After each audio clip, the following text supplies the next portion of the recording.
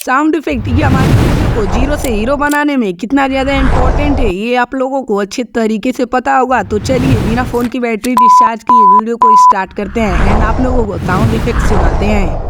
लेकिन उससे पहले मैं आपको ये बता देता हूँ कि अगर आप इस वीडियो को स्किप नहीं करोगे तो क्या क्या बेनिफिट्स मिलेंगे। सबसे पहला बेनिफिट्स यह है कि आपको साउंड इफेक्ट का नाम याद हो जाएगा एंड दूसरा बेनिफिट्स यह है कि आप लोग जब वीडियो एडिटिंग कर रहे होंगे तो आपके माइंड में आएगा कि इस जगह पे जो साउंड इफेक्ट लगना चाहिए वो मेरे पास है। तो इसलिए आप लोग साउंड इफेक्ट को पूरा सुन लीजिएगा, लिंक मैं दूंगा ही।